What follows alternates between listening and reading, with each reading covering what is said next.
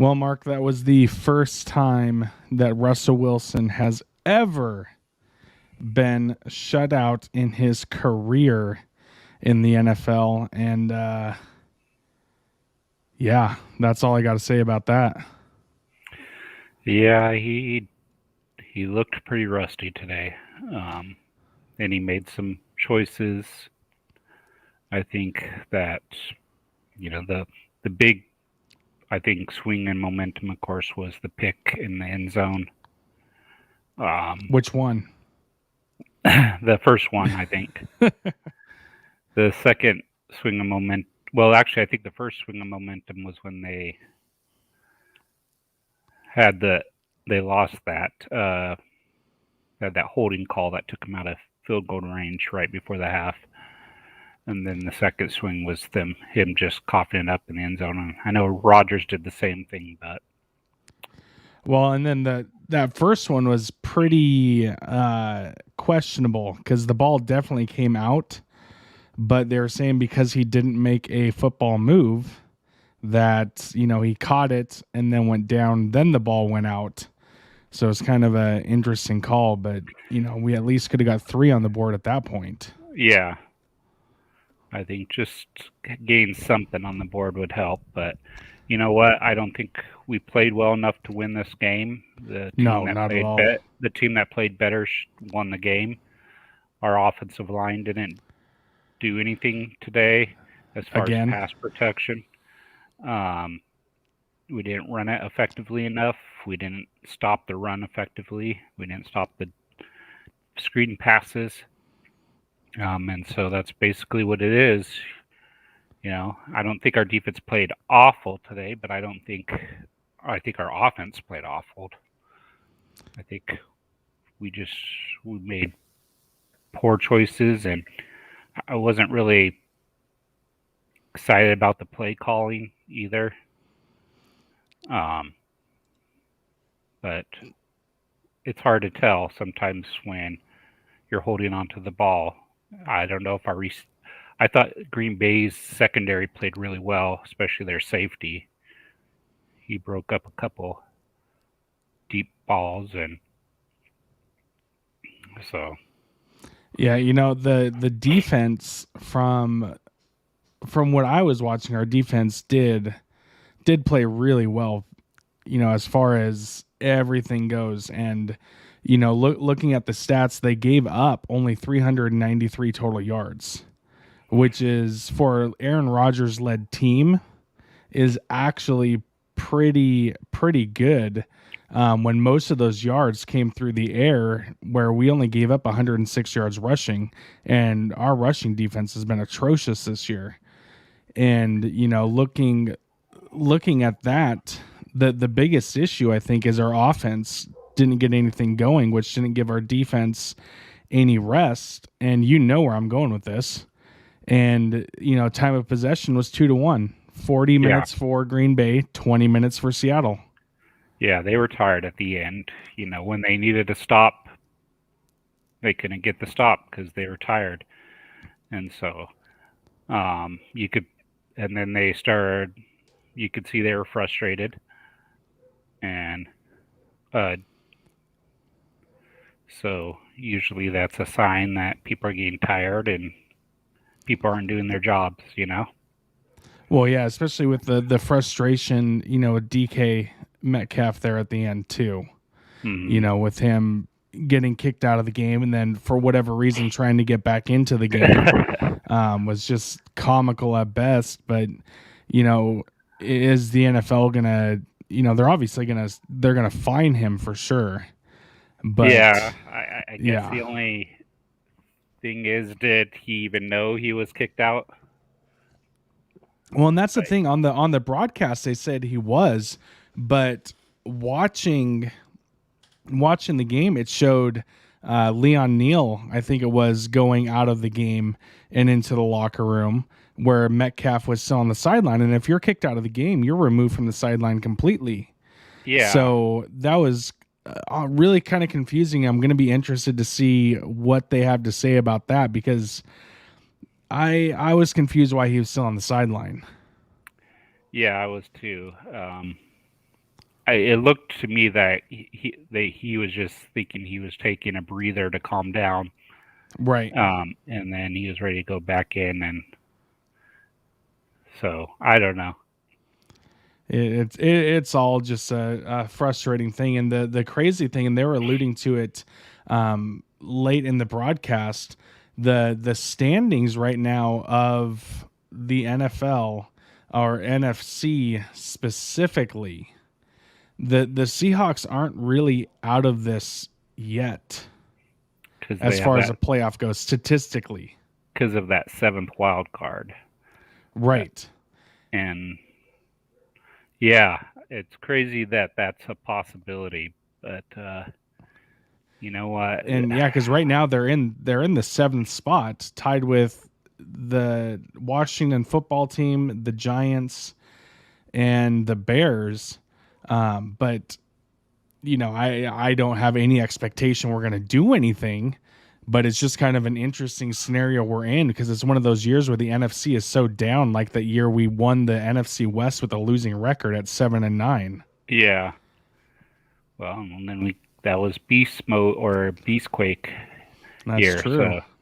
so I don't know. I mean, who knows what can happen once you get in? I mean, we've had 6 seeds win the Super Bowl, but I just think I think the writing is on the wall that this team is not a very good team. I think Right. there's a lot of holes in it, and um, I don't see I see major changes in this off season, Yeah. and It's going to be interesting because I know the changes you've alluded to in the past is that Russell's not going to be back. well, I think either Russell or Carroll, one of the two, is not going to be back. I don't think Right. they can exist together anymore. And that would be, I don't know, that would be interesting to see. And I could see that, happening, but I don't like that idea, Could be but I both of could them see gone. it. Yeah, it absolutely could. And, I don't see Carroll leaving, like as far as him getting fired or anything like that. I can see him just saying, well, I've done everything I can. I'm done. And I honestly think Russell is way too invested in Seattle as far as what he's done, and with his literally with his physical body coming back after 3 games, where he should have been out quite a bit longer. But then you see his ownership stake in the Sounders, I believe it is, and then he's got some interest with the Kraken and things like that. So I'm gonna have a hard time believing that that Russell would be gone, but Carroll, yeah, I could see that. I think what we need to understand, I think about Wilson is he is so motivated by his legacy sometimes that um, I feel like he's not a spring chicken anymore. He's 32 Right. years old, and so if he doesn't feel, I mean, he's given this franchise 10 plus years. If he doesn't feel like this franchise is going in the right direction, then I don't know. I would not be surprised if he tried to find someone with a better offensive mind coach, or I think he would love to go up over to the Saints and play under Sean Payton, and uh, someone like that. He's had a lot of admiration. Yeah. Yeah. And so I don't think he really trusts the front office. And so if he doesn't trust your front office, I think it's similar to Rodgers. I don't think Rodgers trusts the front office. No, not at all. And so, they'll give you, those are two teams those are two situations where I think both of them could move on. if neither the Green Bay or Packers or Seattle do anything this year. I think it would actually be interesting that if Carroll stays, I could see them moving, like swapping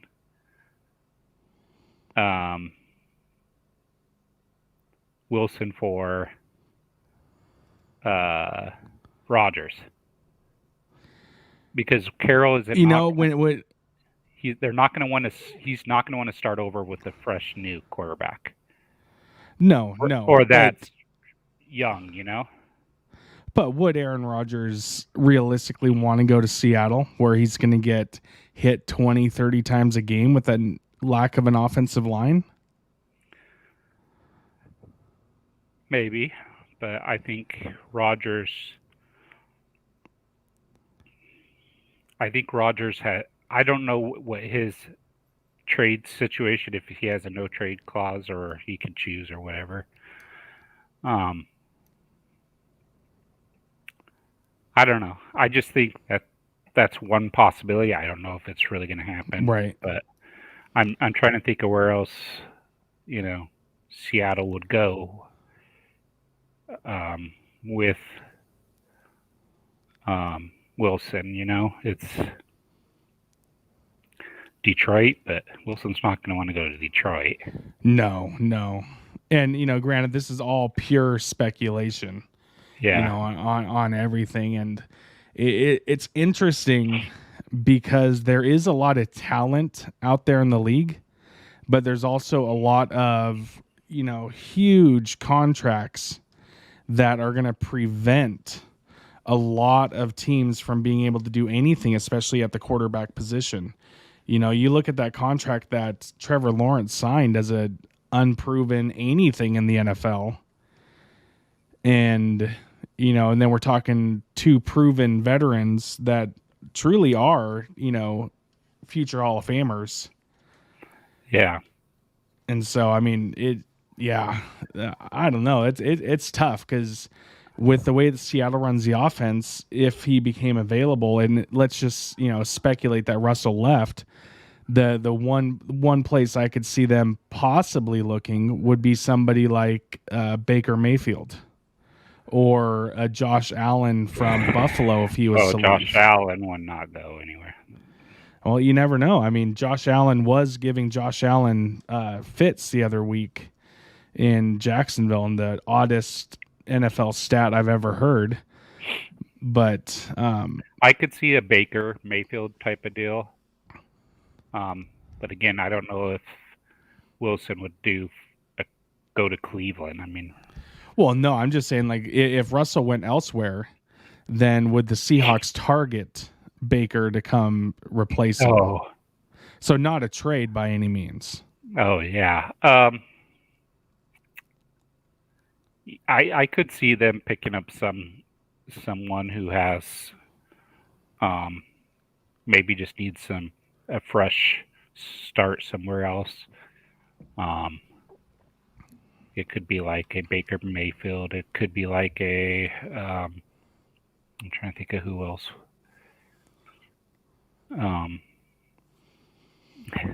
Kirk Cousins. I mean, yeah. I'm not saying I want him, but I'm just saying, like, if you're looking for a veteran who they would be happy to move on from. See, that's tough because I'm looking at Kirk's stats this year, and he's actually not having a bad year. So far through his game, and the Vikings did beat the Chargers 27-20, but he has 2,140 yards passing, 16 touchdowns, and only 2 interceptions. Yeah, he's playing well. I mean, Seattle. Yeah, well, and I didn't realize that he was doing that well this year at all. Just because simply, part of it is I don't pay attention to the Vikings at all unless they're playing us. But, looking at, comparing Kirk Cousins to Russell Wilson right now, I mean, this game alone, Russell had 2 interceptions, so that puts his total up to 3. But, he has 1,200 yards passing, 10 touchdowns, but, he was out those 3 games. Mm-hmm. So it's I'm willing to say that Russell, if he was to play in those 3 games, probably has, about the same yardage and about the same touchdowns and a couple more picks. But Kirk Cousins doesn't bring the what if factor that a Russell Wilson does. Here's my thing about Russell Wilson is I think we've seen the best of him. I don't think he's going to get better. I don't think he's at his potential right now as far as his development. But he's just getting older now, and right. The things that he still doesn't do well are still he still can't throw over the middle on short passes. He still struggles to hold on the ball a little bit too long. These are all things that he's had for 10 years plus, and I still haven't seen them improve. The things he does do well is he could throw the ball deep. Right. He could roll out and make passes on the run.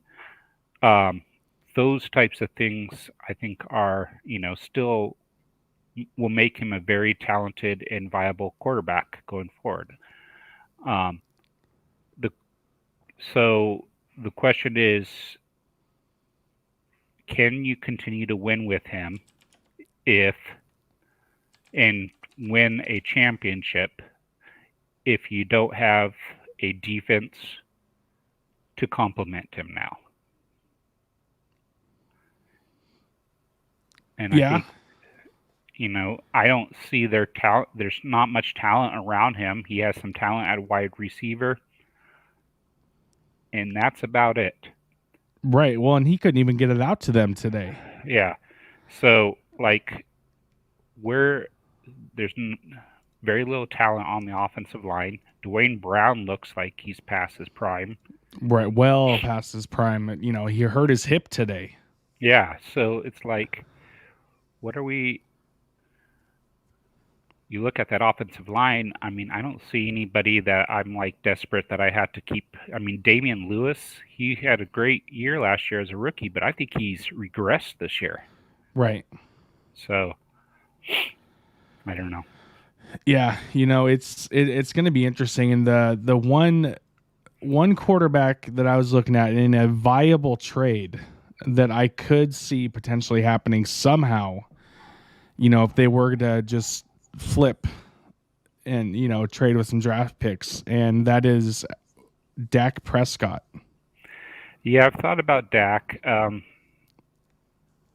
I just think the only thing about Dak is that I think he still has potential to grow. And he's playing way better than Russell right now, and I don't know why. Oh yeah, Cowboys would really want to trade for him. The only benefit is a little bit more cash savings because they just signed a big contract with him, and he's making more money than Russell. But right.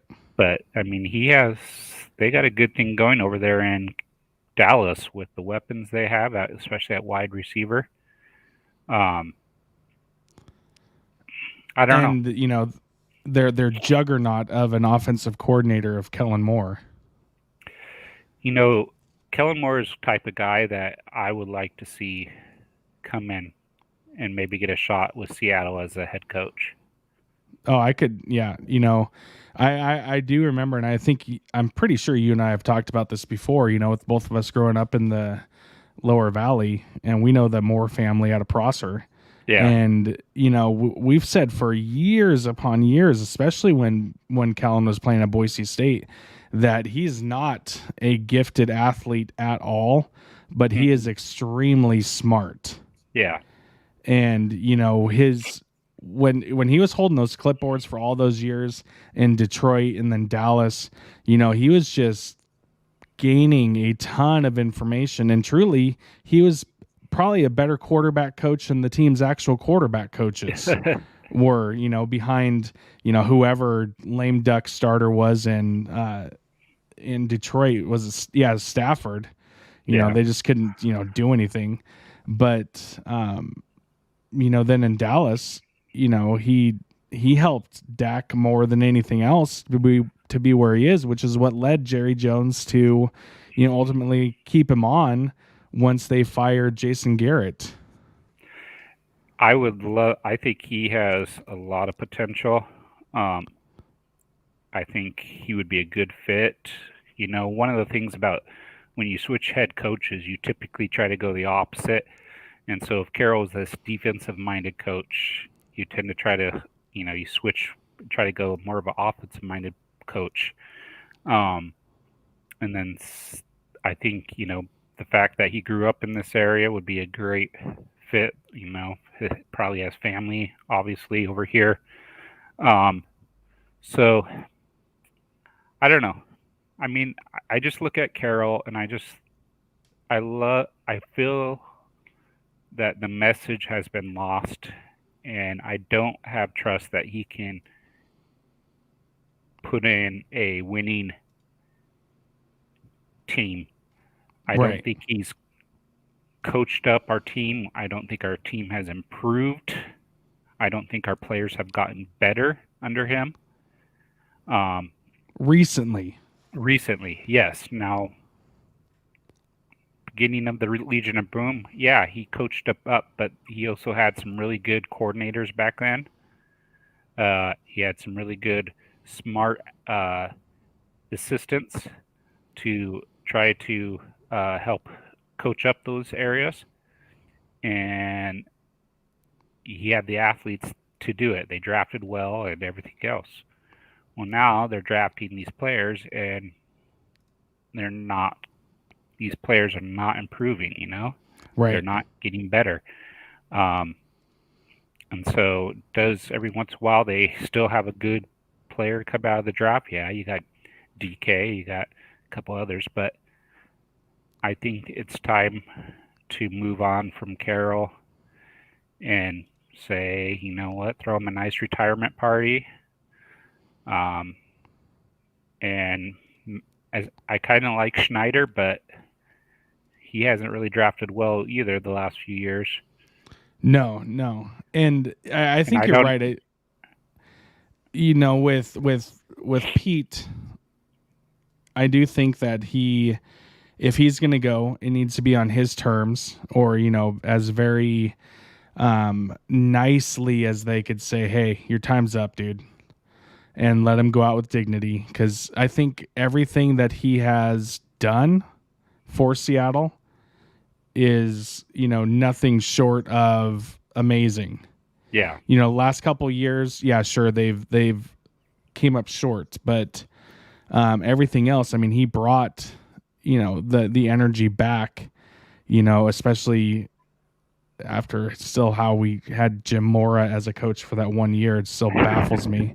But, bringing everything back, bringing the energy back, bringing the fan base back. And, we can't question that. We can't question anything. But if we want to move forward, then I think you're right. We need to look a different direction. And, if it's one of those things where they need to keep Pete on as a kind of like a co-general manager or whatever, an advisor or something like that, fine. But I think it's time to bring somebody new in, bring some life in. Not that it's bad by any means, but when it's time, it's time. And as they always say, father time will always win. Yeah, and the only issue I think was going to be a problem is the ownership that we have is very hands off right now, since it's Jody Allen, and I think she doesn't really want to make dramatic changes until they figure out and settle that all out. And however the team, if it gets sold or what, I don't know. But she would have to be the one who makes that call. Right. And I don't know if she will. And so I think Pete, just because he's the president as well as the coach, he has all the power right now. And if he doesn't want to step away, he doesn't have to. But you know what? The other thing I know about, or what I've observed about Pete Carroll, is he doesn't have an ego. Right. And so But could you I could see see him being like, yeah, it's time for me to go, and not letting his ego get a hold of him, you know? could you see him staying on as the president and hiring a new coach? I would not want him as the president because I think he likes the control, and I don't think. You think he'd be more like an Al Davis, Jerry Jones kind of figure? No, I don't think so. I think he'll be positive, but I think his ability to hire the right people, I would question. And this is just from his past. He likes the good old boys. He Yeah. brought in Ken Norton, and he's been with him forever. He hasn't made a change there. He brought in what's the guy? It's not Schneider. Who was the offensive coordinator last year? Last year? Yeah, Brian Schottenheimer. Yeah, Schottenheimer. Yeah, so he had Schottenheimer in here, and that was like that old school type of offense, you know. Right. And so I don't see him being able to adapt and hire people who can work with the dynamics and the changes of the NFL right now. Yeah, like he can't even Carroll can't even manage a game right now. Right. Like he wasn't calling timeouts like the end of this game and wasting over a minute. Like, I don't know what you do with that. Yeah, yeah. And we got a question here that did come in, and we'll get to that here in a sec. But I want to do a quick run around the league, looking at the quick scores here. And let's see here: the Cowboys over the Falcons, 43-3. Titans over the Saints, 23-21. Colts over the Jaguars, 23-17. Patriots 45-7, and we're going to get back to the Patriots because that's the basis of the question that we got in. The Bills over the Jets 45-17. In our Sue Laws shout out of the week, the Lions and the Steelers have tied at 16. The Washington football team, I still want to call them the Redskins, over the Buccaneers 29-19. Panthers and Scam Newton's return 34-10 over the Cardinals.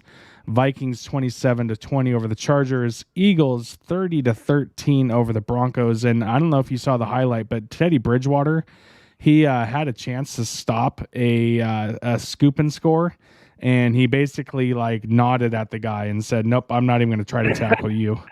It was embarrassing at best. Wow. And then the Dolphins from Thursday night, the Dolphins were over the Ravens 22-10. But going back to the question here from the one and only mysterious Susan Keefe, although I'm pretty sure this was from my dad, Richard Keefe. He says, what would the Hawks look like with the Patriots offensive coaching staff? They seem to figure it out. Look at what they did to the Browns with a rookie quarterback. Your thoughts? So what are you thinking there? And they did. The Patriots destroyed the Browns 45-7 today. I think the Patriots offensive staff is the same offensive staff they've had forever with McDaniels. Right. And he's he's been reliable and creative and stuff. He's turned down some jobs. He actually was hired for as one. He should. He's not head coaching material. I think with the difference between Seattle and New England is, I think, Bill Belichick hires people that can coach up their team. Yeah. And how many times have we seen Bill Belichick, find these guys who no one really cared about, and somehow they become an integral part of their offense or their defense, and he knows how to get the best out of certain players, and he knows what they do well, and he knows how to mask what they don't do well. Right. And I don't think we have that ability right now on our coaching staff. No, especially when Belichick can find some random dude that's, washing cars, comes in for a week, busts off the game of his life, and then you never hear from him again. Yeah. The one game wonders. Yeah, he's had quite a bit there, of those. And yeah. Oh yeah. But looking forward here as we wrap this up, next week the Seahawks are back at home against Arizona. I have not seen anything on Kyler Murray, but if Kyler Murray's in the game, then I'm saying we lose, period. If he is not in the game, then I think we might have a shot at home. What do you think? I think you're right with that assertion. Yeah, Murray didn't play today, and you could tell. Yeah. And so they don't have really a viable backup, I don't think. No, I don't even know who their backup was. I don't know. Well, whatever they scored, 3 points, 10 points? I don't know. Yeah, 10 points. And let's see if I can find who their backup was. But they scored 10 points against Carolina today. And for some reason, there's the box score. Colt McCoy was the backup. Oh, okay. He had 107 yards passing, and then some Chris Strelveler was their third string. So, whatever. Yeah. It is what it is. But all right, Mark. Well, it's been fun as always. There is a conference call going on right now in Seattle as Jen Cohen is talking to the local media about the firing of Jimmy Lake over at UW. So I'm going to tune into that, and then we should hopefully be back on Sunday with another halftime and post-game show. Hopefully with a much better result in this, as the Seahawks again did get shut out for the first time in Russell Wilson's career, 17-0 over in Lambeau. Any final thoughts, Mark? No. I mean, I guess the only bright side is that the Huskies lost this week and are on a downhill slope here. So that's the only thing that made me happy this week. Well, and the Apple Cup should be fun, right? With 2 interim coaches and literally the I Don't Care Bowl this year. But all right, well, thanks for tuning in, and we will see you all next week.